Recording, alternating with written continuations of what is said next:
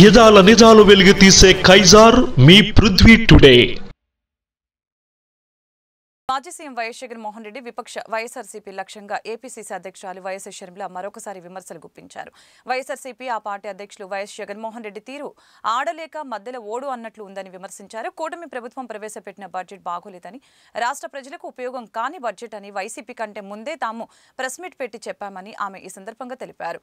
మేం చెప్పిందే జగన్మోహన్ రెడ్డి గారు ప్రెస్ మీట్ పెట్టి చెప్పారు. జగన్మోహన్ రెడ్డి గారికి 38% ఓట్లు వచ్చిన అసెంబ్లీకి వెళ్లనప్పుడు మీకు మాకు తేడా లేదు అని షర్మిల సెటైర్లు వేశారు. జనాలు తట్టుకోలేక మిమ్మల్ని ఓడించారు. ఆ 11 సీట్లు కూడా మీరు గెలిచిన ఎమ్మెల్యేలుగా ఉండి మీరు ఎమ్మెల్యేలుగా అసెంబ్లీకి వెళ్ళకపోతే మీరు ఎందుకు గెలిచారో ఆలోచన చేయండి. మేమేమీ గెలవలేదు, సరే ఎందుకు గెలవలేదు? ఎందుకంటే ఈసారి ప్రజలు చాలా డిసిసివ్గా ప్రభుత్వాన్ని మార్చాలి అన్న ఉద్దేశంతో ఓట్లేశారు కాబట్టి మాకు ఓట్లు పడలేదు. మళ్ళీ చెప్తున్నాం, జగన్మోహన్ రెడ్డి గారు నిన్న ఏదైతే బడ్జెట్ మీద ప్రెస్ మీట్ పెట్టి చెప్పారో వాస్తవానికి అది అసెంబ్లీలో ఫ్లోర్ ఆఫ్ ద హౌస్ మీద జగన్మోహన్ రెడ్డి గారు మాట్లాడాల్సిన విషయాలు.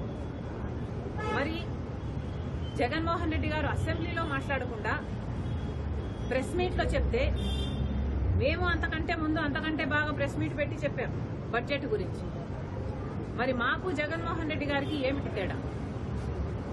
ఓట్లేసి గెలిపించారు, మీకు 38% ఉంది అని గొప్పలు చెప్పుకుంటున్నారే, అది కూడా ఉండేటట్టు మిగుల్చుకునేటట్టు మీరు వ్యవహరించడం లేదు, ప్రవర్తించటం లేదు. మళ్ళీ జగన్మోహన్ రెడ్డి గారికి చెప్తున్నాం, ఇన్సిగ్నిఫికెంట్ పార్టీ మాది కాదు, ఇన్సిగ్నిఫికెంట్ పార్టీ మీది, వైసీపీది. వైఎస్ఆర్ లేని వైసీపీది, ప్రజాక్షేమం లేని వైసీపీ. మళ్ళీ చెప్తున్నాం, వైసీపీ లీడర్లకు, జగన్మోహన్ రెడ్డి గారికి, మీరు మెంబర్స్ ఆఫ్ లెజిస్లేటివ్ అసెంబ్లీ, అందుకనే ప్రజలు మిమ్మల్ని గెలిపించారు. మీకు అసెంబ్లీకి పోయే ధైర్యం లేకపోతే రాజీనామాలు చేయండి. రాజీనామాలు చేసి మళ్ళీ కావాలంటే రెఫరెండంకి ప్రజల దగ్గరికి వెళ్ళండి. సిగ్గుండాలి కదా. మెంబర్స్ ఆఫ్ లెజిస్లేటివ్ అసెంబ్లీ అయ్యుండి మీరు అసెంబ్లీకి పోము అంటే మూర్ఖత్వం కాకపోతే ఏమిటండి ఇది?